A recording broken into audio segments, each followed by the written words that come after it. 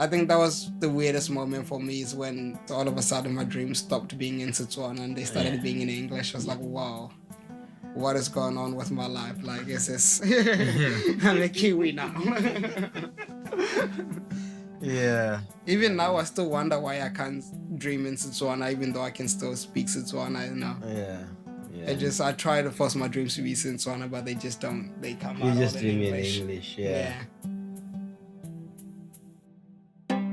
Kia ora, we're your hosts, Julie and Suraid. We travelled around Aotearoa with our soundy Joey, meeting immigrant whānau, listening to stories and discovering what is said or not said between different generations. These stories warmed our hearts and broke our hearts. And over this series, we invite you too to listen in on Conversations with My Immigrant Parents. For this episode of Conversations with My Immigrant Parents, we meet Judah and his two sons, Tafara and Pako. All three were born in Botswana, where the main languages are English and Setswana. Tafara is 25 and is Judah's oldest son. Pako is 21 and came to Aotearoa with Judah when he was 5 years old. The two boys have different mums, and Judah and Pako initially stayed in Mahana, Nelson, where Pako's mum Annabelle was from. Because of some runarounds with immigration, it then took 5 years for Judah to bring Tafara over, so he came when he was 14. All three now live in Wellington. Just a heads up, this episode contains strong language. I've got 5 kids. Oh, no, not 5. 6, including my stepdaughter. 2 girls in Africa, 2 boys in New Zealand, Tafara and Pako.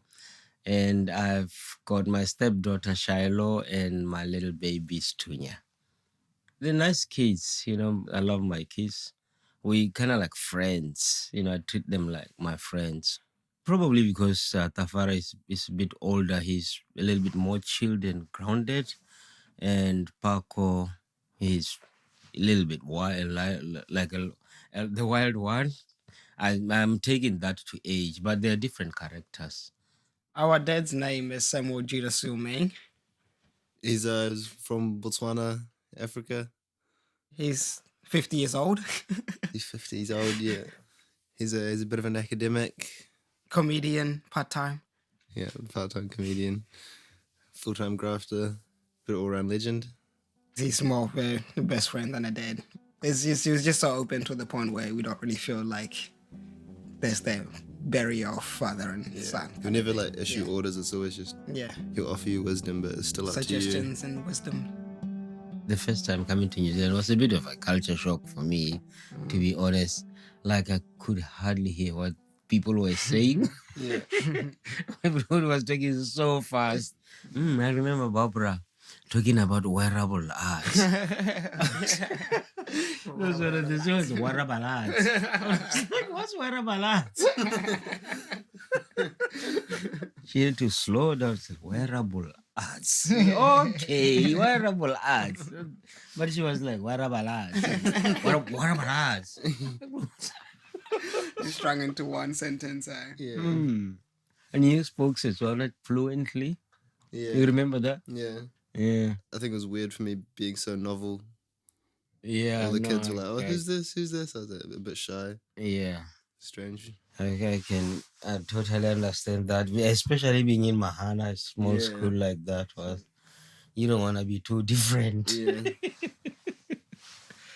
You want to be like everybody, like all your mates, so you can blend in. I mean, when you first came. When I first came. Yeah. That was like an African boy has arrived. And you downed it. I hadn't started school. I think there was like maybe 2 weeks in between before I started school. Yeah, you just arrived. Yeah, it might have been my first week actually. And you know, back home we hunt like birds, pigeons, doves. And to me, I was just like, that's another dove. Like, you know, let me just go kill that dove for myself and eat it. And Parks had a little air gun. You can still hunt like rabbits. Yeah, little air rifle. And I was like, oh, this would be fun. Take a gun for a test drive and kill a bird at the same time. Like, how easy can it get? And killed a bird, brought out to dad. I'm like, yo, check out this hunt I just got. And then he panicked. He's like, no. It wasn't protected. That's illegal. You can't be going around killing birds like that. Just like, go bury it. Don't tell anybody about it.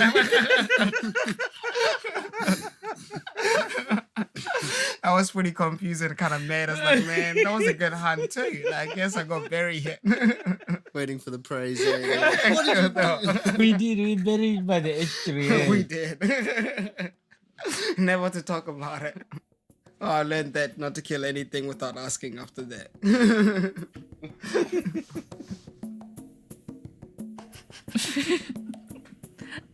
I love this story so much, even though I hate the idea of killing a bird, but the story. That's a good story. It took quite a bit of time for Judah to be able to bring Tafara over to New Zealand because Judah and Tafara's mum were never married. So Tafara doesn't share the same last name as Judah, and this meant immigration required proof that Tafara was Judah's son. They even went as far as to ask them to take a DNA test. Ah, man. It took 2-3 years trying to get you to New Zealand and just the immigration. Just processing the immigration papers was difficult. New Zealand doesn't have an office in Botswana, like a high commission. We have to go to South Africa to do all that. So I talked to them about getting papers for my son to go to New Zealand. Their attitude is like they're talking to a foreigner, and then in the end they said, okay, if you want to really take this boy to New Zealand, we want to prove that he's really your son. Yeah, which is fair enough because there's been issues of child trafficking and all that stuff. Yeah. In the second or third year of trying that, the New Zealand immigration decided to do DNA test. We did the swabs and did the DNA, waited. I don't know how long we waited for that. It was a few months before the results came in. I think now you came, we did the test, and then you left for a bit. Maybe you came back 3 times. First time you came, I think it wasn't a serious trip, like looking at me coming over. I was maybe talking to my mom and talking to my uncles and things like that about me leaving. Yeah. I got pretty excited about it, told literally the whole school, everybody. Yeah. It didn't happen straight away. And then the second time you came, I was like, okay, nah, it's definitely going to happen. And then it didn't happen. I was like, okay, obviously it's not going to happen at all. Like, maybe I should just stop telling people that I'm going to go overseas and I'm going to go live overseas. And then, I think it was like the next day you came to my school, I think. And I was in class and you're like, we're actually doing this. Get out of class. Even then, I didn't say goodbye to my friends because I didn't think it was real. I was like, it's not happening. It's just going to be another run around. We're going to go to somewhere, then I have to come back again. And that time happened, and I picked my books in school when I left. Nelson was a funny little town. It was interesting growing up there, though. Being a farm boy, living out those ways. I'm gonna say like good things about living in Nelson. Yeah, the good things about. I'm glad we left when we did. It's good to spend some time there, get a bit of perspective. Had we come straight from Africa to say living here, central Wellington, there would have been a way bigger culture shock, big towels and everything, compared to still the same running around outside. It's still the same lifestyle. I never thought about it that way. Actually, it's a pretty good point. Yeah. Nelson got us grounded a little bit more. Right? Yeah. We got the bare bones. Yeah. This is as bad as it's it not gets. all rosy and happy time. Because cities can be a little bit pretentious. And then the countryside, you get the real deal. Like, I remember because you're doing some workshop at a holiday program, and you arrive, and the guy's like, "Who are you?" I'm here to run the drumming. I thought you were some Yahoo with your dreadlocks.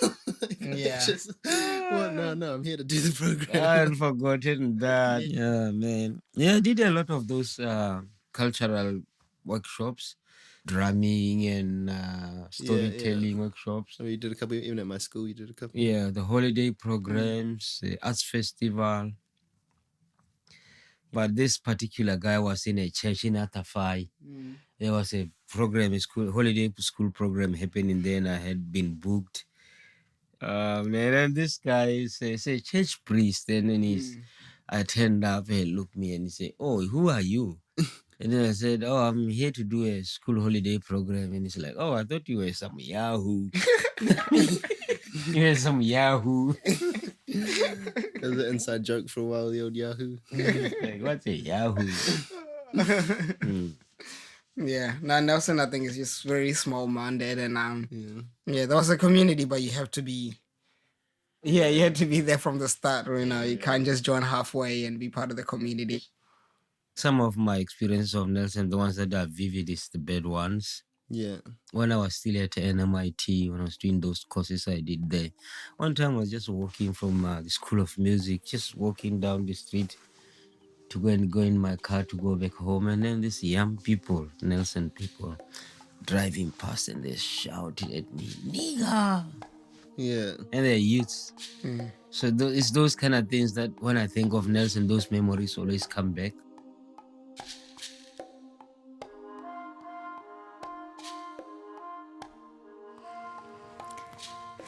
Depressing and vivid, as Judah says. I think it's a really poignant point that Tafara makes about how Nelson's a really small-minded community and that you can't just join halfway.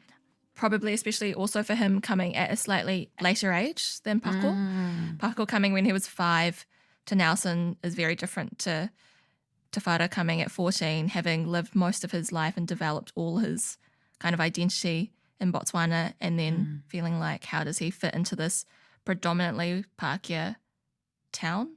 I really feel like there are a lot of communities in the South Island, because the South Island is so much wider than the North Island, where it is hard to join halfway through. And I feel like I just noticed that when I moved to Christchurch when I was 14, like I really felt you just had to be born in Christchurch to be able to sort of feel at home in Christchurch, and you probably have to be white. It was the first place in New Zealand that I'd ever lived, and I'd lived like 4 or 5 different cities, that I was like, oh, I feel like I will never be part of this place. Are most people there, like, from there? I think so. I think most of the people I went to school with were from there, yeah. And their parents were from there. Yeah. And maybe their grandparents, it's just quite, it was quite It's different like for me. entrenched. Yeah. And if you come in late, you're always going to be on the outside. Mm-hmm. Yeah. I mean, especially if you come in late and you're a person of colour. Especially if you come in late and you're black. So only a couple of years after Judah, Pako and Pako's mum, Annabelle, moved to Nelson, Annabelle got sick and sadly passed away. In this next section, Judah and Pako remember what a devastating experience losing Annabelle was. When Annabelle died, when your mom passed away, man, it was so hard. Because I never thought someone so close to me is going to die. Yeah. Especially at a time we would just come from Africa, Yeah, I think. Yeah, We were like, thrown in the deep end, sort of our only connection to the country. Yeah, I was gonna say, I bet you would have felt even more lonely after. yeah, man, I felt like I was thrown in the middle of a desert, you know. No family, apart from the dance, and everybody was feeling sad, and you know, it was really tough. You remember the time in Christchurch? Yeah, I remember. When your mom got sick and we went and stayed in Christchurch. We were there for about a month. Yeah, I remember that. Walking around, and then all of a sudden we get a phone call saying, yeah, she's in a coma. Yeah. I don't think I've actually ever heard the full story. Yeah. Or actually what happened. Man, what happened was 2007. Oh, she just started having headaches.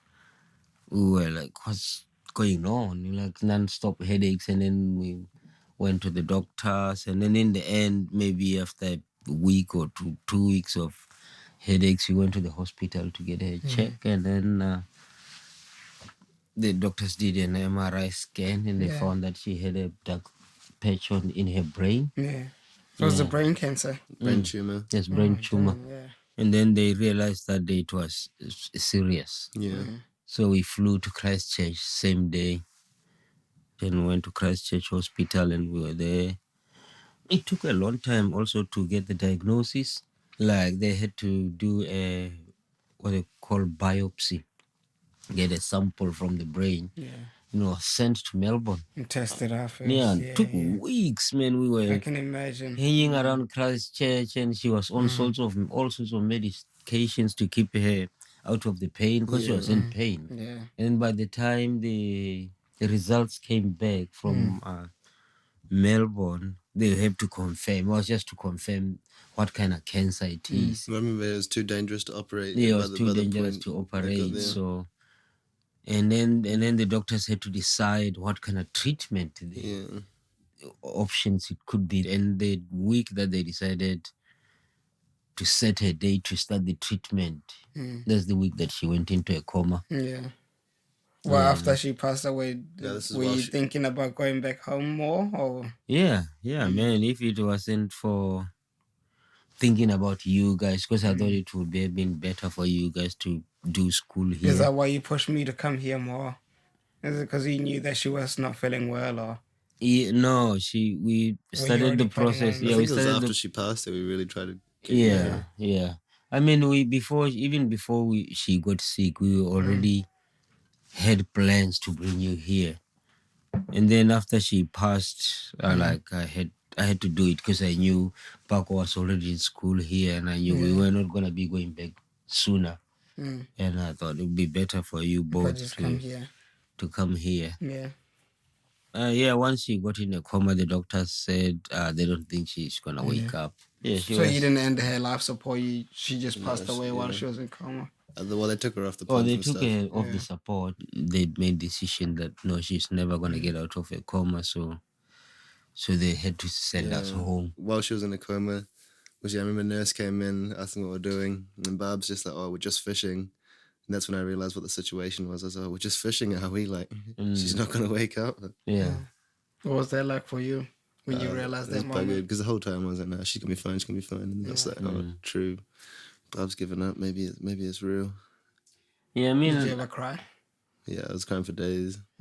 Yeah, I mean, I was the same. Like the whole time we were in Christchurch waiting for the results from Melbourne, I was sure that she was gonna be fine. Yeah. Until she went into a coma, then it hit me that your hope is getting a bit lower. Yeah, that things are really serious. Yeah. It was hard, man. It was the hardest thing.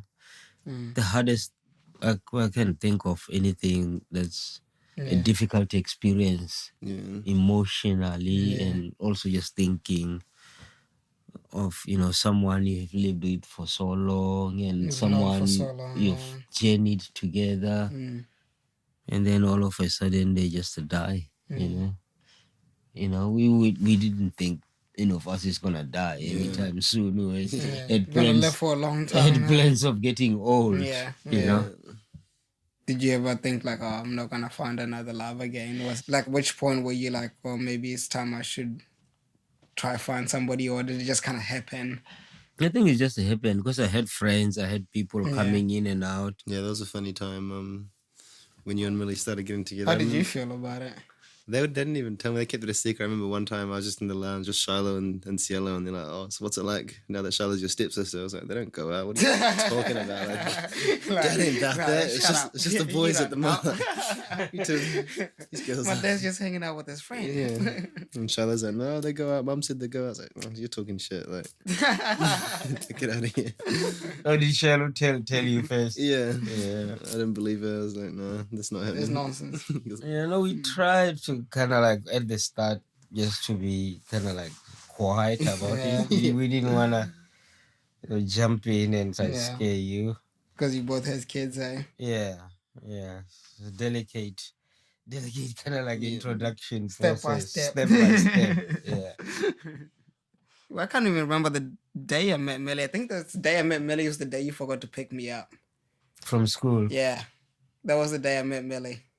Yeah, somebody forgot to pick me up on the way there. That's notorious. Man.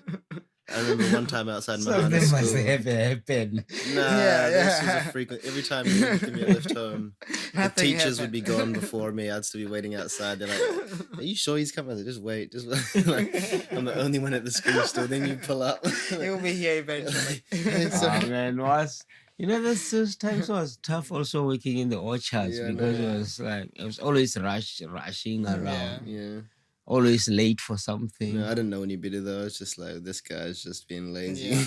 I was just like, my dad just doesn't care about me today, bro. Like, nah. Oh man, it was tough. I mean, there was times when I was starting work before sunrise and finishing at last light, picking fruit. Yeah, no, it's tough. Yeah, well, it was really tough. I remember when you got sunburnt from picking fruit. When I first cut my dreads, because I used to have, yeah, your neck exposed. yeah, I used to have those big dreads, and then I cut them, and then my neck got exposed to the sun forever. I had them for maybe 18 years. Yeah. That was this time I was doing odd jobs. That was the time when I used to be late picking you guys up. Yeah. and You all forget that. things. Yeah, it was too many things to do. It was too many things to do, man. It was too many things to do. Yeah. Single dad life, eh? It was tough. And then I did pruning trees as well. You get paid per tree. How many trees you have pruned for the day? Sometimes it was like maybe $5 for a tree, depending on the size of the tree. Yeah. And you have to make money, you have to really go hard and prune as many trees per day as you can. Yeah. I don't know if you guys remember when I had couple Tunnels. tunnel. Yeah. Yeah, I had I that remember that. from using Sekatias for a few years. But yeah, we had good times. Remember one time when you had a gig, something in Takaka, when we were camping there, but I was lying by the fireplace, and then some drunk woman comes over talking about having a cool child services or something, like, where's your dad? What are you doing lying? Yeah, I remember that. Yeah, I remember. There was always people threatening to take you off. When I moved from Mahana to Richmond, Pako's auntie, she thought, oh, maybe it's better if I give up the boys so they can be with her. I don't know if you ever knew about that. Nah. Yeah. Get out of here. Like. Yeah. I refused. I told her, no, you're not going to take my boys. It's not like they were suffering or anything. We had everything we needed. Was just that we just didn't have wireless internet. I think. We didn't have internet and all those things. I mean, I don't know if you guys felt like we were suffering. We were not suffering. We never went hungry. We always had food, lived in proper housing. But there was a point where I had a falling out with Pako's auntie. And also it was little things like painting a house. The house needed renovation. And we were going to paint the house because that's how it started. Yeah. She came and saw the kids helping me, and she got angry that I was letting the kids do the painting, that, I probably don't know what I'm doing. And then I decided that I don't want to be here anymore. I did get upset about it because she was not talking nicely. I'm putting it nicely here. She wasn't saying it nicely. We had a falling out, and I decided to move out of the family trust house to move into Richmond from Nelson. And then that was the point where she suggested that perhaps she can have the boys instead of me living with the boys, because my financial situation was not stable. But I did refuse. I said, no, I'm not gonna let anybody take my boys off me. And the other instance of threatening to call what are they called, those people who take children away? Someone threatening to call children away. I was at a gig. I took Pako with me to the key, and then I was on stage playing, and Pako was just lying there looking at the stars and being happy. And this woman actually talked to Pako instead of talking to me. Told Pako that she's gonna call the. It's like, what? Family services. Like, my dad is 5 meters away on the stage. Yeah, and I could see him where he was. So I remember just lying there stargazing, and then just this big face just completely obstructs my vision, starts screaming at me about how I shouldn't be lying there. Yeah, apart from those two situations of people threatening to take you guys away, I don't remember anybody else, unless someone will ever talk to you about it. Well, like you say, we weren't we were poor, but we weren't impoverished. Yeah, we were not suffering. Yeah. You know, we didn't have the luxuries of what some other families had, like internet and all I that. remember I'd get like a letter from school asking you to pay money. I'd just put it straight in the bin. Like, Dad doesn't need to see it. Dad doesn't need to see this. Like, Too much stress. Oh, no, he doesn't want to see this bill. Like, I'll just hold on to this. The school can wear it. Like, I can't believe you did that. I've done some stuff, like even for like the school uniforms, I'd always try to get the second-hand one rather than the brand new one. I'm pretty sure the whole school uniform that I got was all second-hand except for the blazer. I think that was the only thing that I paid money for, and that was only because none of the blazers could fit me. Yeah. But everything else, like the pants and everything, was all like second-hand and stuff, Yeah, I mean, it wasn't cheap, that whole Yeah, that school. school was too Whole expensive stuff to be there, honest. and there was always things to pay at school. You know, we paid a lot of stuff. You know, we survived some loopholes. yeah. I remember having to have a second-hand uniform, and it's really hard to hide that your uniform is second-hand. You know, like you can't really make it look like first-hand. And I think I always like felt that. I actually remember when I was like first at primary school, maybe we couldn't afford a uniform at all. We had a school uniform at the school, but I would just wear this other outfit every single day. Like the school uniform was green, and I had this like yellow outfit that I just wore as my own. I think it was just like my uniform until I could afford to buy the uniform. And we also have these photos of me little on holiday, and I just be wearing my school uniform because, like, I mean, they're clothes. Why not wear them? But yeah, I think it's just something that our society as a whole does not appreciate how much our lives are actually held up by the labour of migrant workers here. Whether it's fruit picking like what Judah did, like so many of our systems are held up by the labour of migrant workers. So in this next section, Judah remembers when Pako started to become ashamed of his identity and stopped speaking his mother tongue. Yeah, you still remember moving to New Zealand, Pako? Yeah. The first time when you came here? Yeah. Yeah, you were 5, and I mean, you got to a point with going to Mahana school. When I tried to speak to Setswana to you, you started refusing to speak back because we were embarrassed. Yeah. Because you wanted to blend in with all your mates. Yeah. You remember that? Yeah. All those times? I remember those times. Yeah. In New Zealand, people see you're black. Like I'm looked at as black, and then back in Botswana, over there I'm white, over here I'm black. Like this, it was just always an effort to try to blend in. In Africa, you used to get it as well. Like a lot of people used to call you Lokwanyana. Yeah. Which means like a little white boy. I remember one time you were, I don't know, maybe you were 3 or 4, but it was just before we left Africa. And we were walking in town, and this woman came past, and she was pointing at you, said, Lokwanyana. And you said, wow, Umaka. Which means you are a liar. Yeah, Dad always remember that because you were on point. She called you a white boy, and you're not really a white boy. Yeah. Especially being in New Zealand, like you never let us forget that. You know, we're from Botswana. Yeah, I always remember, make you boys remember that. Remember you're Africans. Yeah. Don't forget that.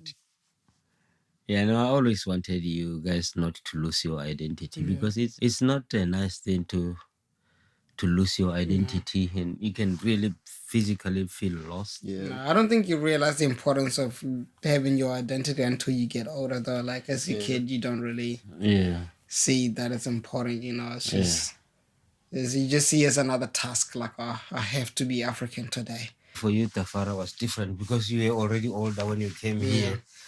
The identity crisis was not the biggest problem for you. Yeah, I think for me it was a little easier. And I've already, like, I'm back in Botswana. I was moving a lot around anyway.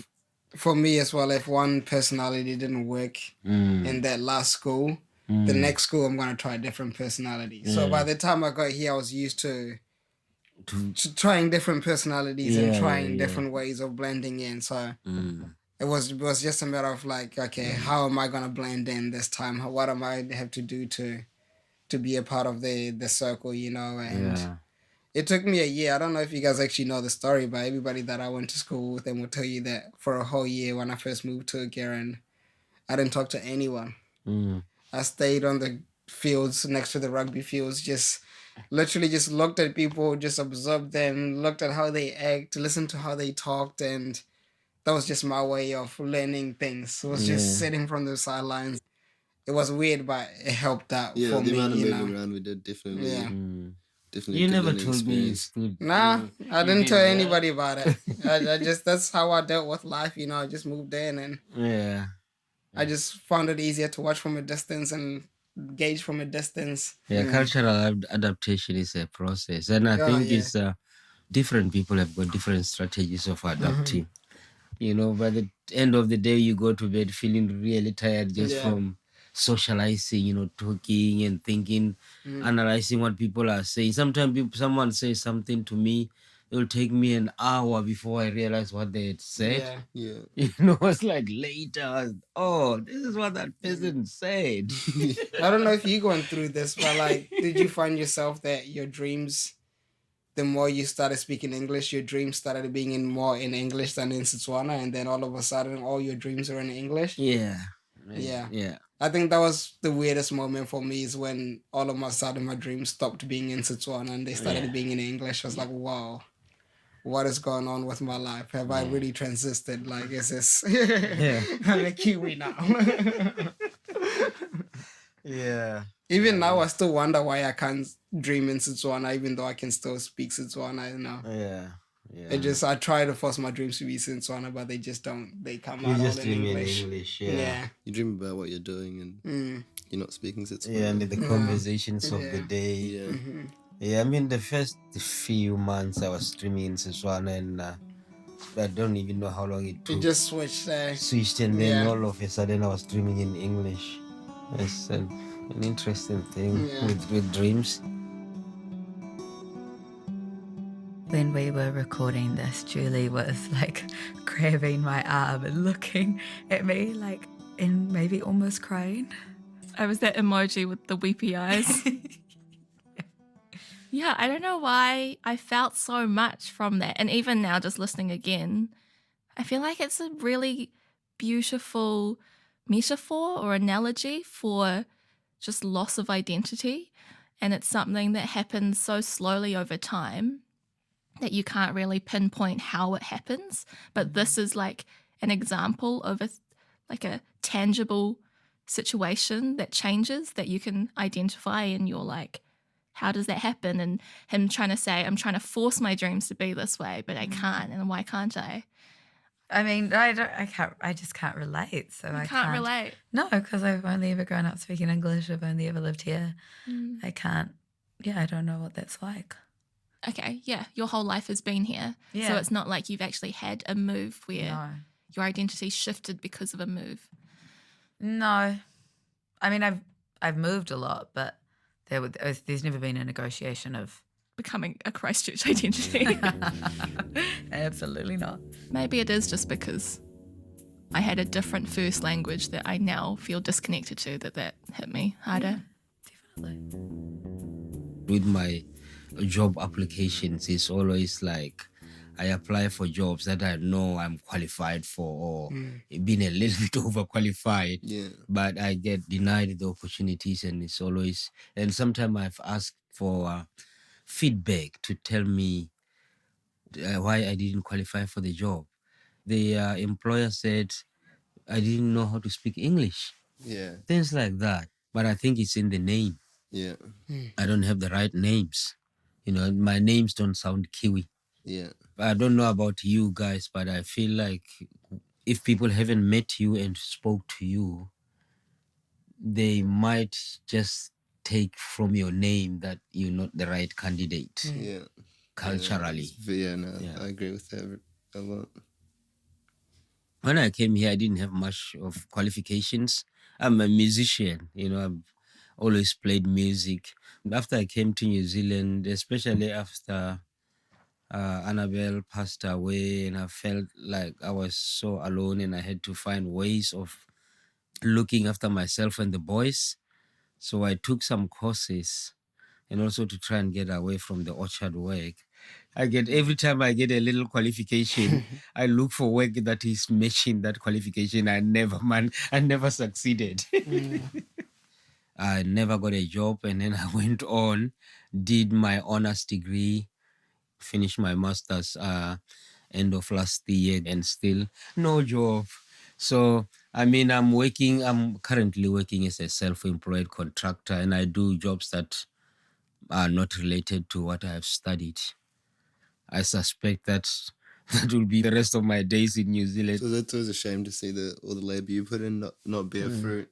Yeah. If you think, back 7 years picking apples to now a master's degree, like it's not a complete failure by exactly, and I've got experience. It's weird though. Like it's weird because maybe it's also an age thing. I don't always believe it's truly a name thing, but like again, I'm from a different age and different era, so I think there is jobs out there for people that are not Kiwi, but you've got specific skills. Specific skills. It requires a lot of specific skills, but also the age, I think, is one of the biggest factors in applying for jobs and things like that. You know, you're 50 now, and you know, as far as they're concerned, you've run out of your energy. You know, you should be retired and not trying to start a new career. You know, no, I totally agree with you. So, the ageism, big ageism, but I think back home is the opposite, isn't it? Like if you're older, you kind of have more experience, you're more wiser, so you're more likely to be hired for those kind of positions. Ageism, it does work. I agree with you, but even here, there's people my age who are working in the government now. Now, I'm a qualified policy analyst. I could get a job analyzing policy or advising on policy. And those are the jobs I've been looking for now. But I have, like I said, I've given up on the prospects of looking for work. The Kiwi perception of Africans is obviously still like, it's not amazing, but say compared to the general Kiwi perception of Māori people, I think we'll probably looked at it in a more positive light. I've almost seen it work in the reverse, like they're surprised to see, you know, an African person be well spoken or something, and then you get sort of you're almost perceived as better than you are just because you're better than you're expected to be. Oh yeah, no, I definitely see that happening. Yeah, for sure. Like the more well spoken you are as a African, like someone just as smart as me. Wow, that's why this guy's so smarter just because I'm black. You know, he speaks really smart. He's obviously well educated, even though he's not necessarily same educated. As every other person. You just weren't expecting me to be like, just talk like the way you wanted me to talk.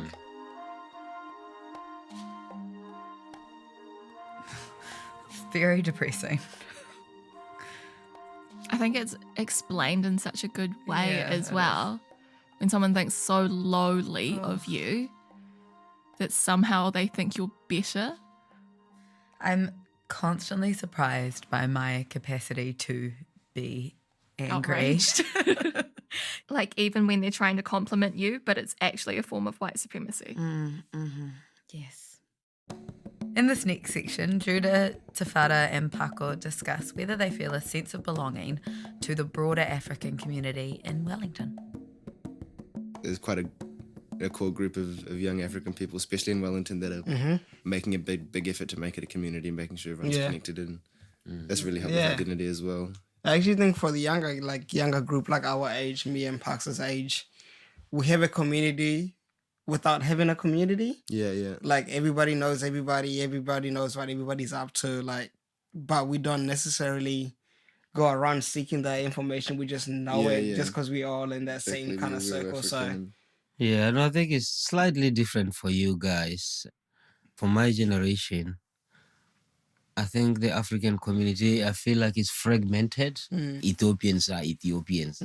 Eritreans are Eritreans. And then us from the south, even with Zimbabweans, I mean, I've got a few South African friends and Zimbabwean friends. We don't really hang out as a community, but we have conversations. You got a much better sense of community than us, the older people. So in New Zealand, that we don't see each other. It's like, oh, we're the Botswana boys. It's like we're the African boys. The Africans. So everybody else that's from Africa doesn't see each other as Ethiopian boys. It's like, oh, we're just Africans. So we all listen to this certain music. we all watch anime. So there's always that one little element thing that brings us together, not necessarily being African itself, but there's always something else that brings us. Yeah, no, definitely generation. You guys, your generation, you all speak English. So it's easy. You can speak to each other easily. But for my generation, there's a lot of Africans who don't speak English. So even if you really want to express that identity socialization, it's hard to do. There's still people, like I always greet East Africans, especially older men and older ladies. I always say hello. Sometimes I say, where are you from? I don't always speak and then English. they just nod their head, you know, say, where are you from? They just nod their head. It's like, that's the end of the conversation. They're gone. Yeah. You know? Speaking with the identity thing, I find out speaking to an African person, oh, where you from? And they want to say like, oh, Lower Hot Bros. Like, bro, come on, where you from? I've had a couple of times where I'm like, that's not what I meant. Bro, you know what I mean. We both African. I'm not trying to rule you. I want to know. I know you live in Lower Hut. I don't even ask young people anymore because that's what I've got. Ask people of your age. Where I've you actually from? had a couple of times They where tell me the suburb in New Zealand. Okay. Yeah. I've had a few people where I have asked them like that, and they kind of got offended that I asked them. Yeah, and so, well, can you not say? No, like obviously, like, you live in Lower Hut, like, but where's your ethnicity from? And they get offended by that question. They're like, no, like I'm a Kiwi. You shouldn't be asking me where else I'm from. Like, but you're obviously not Asian Kiwi. Like, I feel a lot of like East Asian, like Indian. Yeah. Sort of. I always have to say afterwards, share that I've migrated as well, just to make them feel a bit more comfortable. Reassure them that. Yeah, so I'm not asking. I'm asking because I've had the same experience. Yeah. I ask them where they're from. There's definitely a certain situation where you feel like you have to explain yourself while you're asking certain questions. But what I've also noticed with Africans, some people, especially your generation, they kind of like don't want to talk too much about Africa. Yeah. There's definitely certain people I've talked to young people who kind of like, if you start raising the issue of Africa or ask them, oh, what part of Africa you come from, they look like they are blush or they're embarrassed. They want to walk away. Yeah. I mean, I had a guy the other day that I had to get his details for his receipt for when he was buying shoes, and I was like, oh, what's your first name? He's like, oh, Tabo.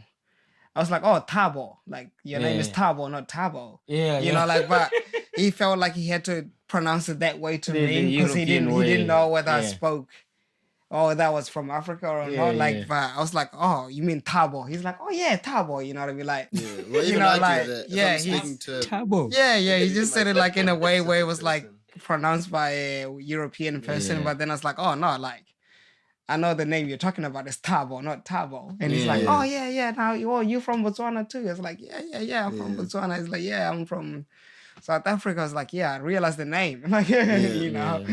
But it's just funny that even for me, sometimes when I tell people my name, if it's not an African person, I'm gonna say it's Tafara. Yeah. You know, but if it's somebody that African is Tafara. Yeah. You know, there's certain pronunciation you well, give I'll introduce to myself people. differently to someone from the islands. I know Or most people, I just tell them, just call me Tef. Because that's what everybody else calls me. And then if it's an African person, I'd be like, giving them a full name. Call me Tafara. Yeah, identity is an interesting phenomenon. It definitely is interesting how we kind of change ourselves, even within our own communities, because of how we've assimilated. And it's something I really notice when I go into restaurants, like Chinese restaurants or takeaways, and I know I'm speaking to someone who's Chinese and English is their second language, and I know that it would be like easier if I just spoke Mandarin and then we're both speaking English, like it's both of our second languages, even though we kind of know the first language. And it's just strange, and I feel like I'm like lying or pretending like I'm denying my identity in front of them. Do you think it's always harder to be whatever your culture or identity is in front of other people who know more about it because you're more likely to fail? Yeah, you're more likely to make mistakes. Yeah. And you don't want to shame yourself, so you just pretend you're not part of that at all. Yeah. I don't know, maybe it's because I'm part white, but I feel like I can be more comfortable being like, yeah, I'm Sri Lankan in front of white people than I can in front of other Sri Lankan people, because they're like, really? And I'm like, So true. But then I hear so many people saying this as well. Like it's not just. Yeah. I feel like everyone has this. It's like imposter syndrome for your own identity. Yeah. Yeah. And in this next part, Judah talks about where he sees himself growing old. Definitely, I would like to be an old man in Africa. There's many reasons for that. I love New Zealand. I call New Zealand home, but Africa is my home. And I don't want to end up in old people's home here, in a retirement home. We don't have retirement home system in Africa. You get old in your own house and looked after by your family until you are a dead old man. When your father passed, I noticed it, and you changed a lot. You're like, nah, I need to get back. I'm not dying here. Like, Yeah, definitely. Yeah, and that my father dying, it made me realize really I need to go back home. Because now I think about my own mortality. And I think about my age. I'm getting old, and I don't want to be an old man here. I see myself moving back to Africa in the foreseeable future. Entitlement was the word I was looking for. You feel like the sense of entitlement you get from being at home. Like you just feel more comfortable. Exactly. Like you can go be an old man, walk around the streets, not feel like you're in someone else's. I I mean, you don't have to be lifted up in a plane if you die. Yeah. Exactly. You can just die, and we carry you down 2 meters down the road to bury you. It bury me. Yeah. If things were go my way, I would be moving next year. I'll be back in Africa next year, but I don't want to be in my 60s in Africa. I think that's my goal too. I want to be retired back home. Like I want to have kids, maybe have them grow up in New Zealand or something, somewhere else. But definitely when it comes to laying back and starting the farming, going back home for that. Yeah. There's no place like home. New Zealand is always going to be our second home, but Africa is our home. I feel at home both places. Obviously, I've got identity here. I think for you it would take a little longer to make that decision, though. Yeah, the idea of home has never been something super crystal clear for me. When I was little, I used to always wish I was just either black or either white, because then I could at least go somewhere without seeming like an outsider. Yeah, the home's just where you feel comfortable. Doesn't time nowadays make you feel more grateful that you're both, though? Yeah, no, for sure now. Yeah. Because obviously you have less perspective as a kid and whatnot, but obviously I'm happy with who I am now. But the idea of home has never been something super rock. When people ask me, set in stone, people ask me, "Oh, where do you prefer?" I'm just like, "Oh, I've lived both places. I enjoyed both places." It's never been like this is my home or this is my home. And you got two homes. Yeah. You got options. Yeah. Which is a good thing. Yeah, when I think about the Christmas killing the goat in Africa, or Christmas, at Thelma's house in Nelson, it's the same feeling. Still Christmas with the family. Yeah. I think I'd be just as comfortable in either setting. I'm super proud of you guys. You grew up into fine young men, and kind of like happy that you both turned out fine after all, after all. Just kind of happy. Not fully happy, just kind of happy. I'm happy, man. I think it's crazy. I'm pretty proud of you, boys. You make me proud every time, I don't know. I think you made fatherhood look pretty easy. It made me feel like I can be a dad anytime I want to. Yeah. You made it seem pretty effortless, so as long as I have boys, I know I'll be okay.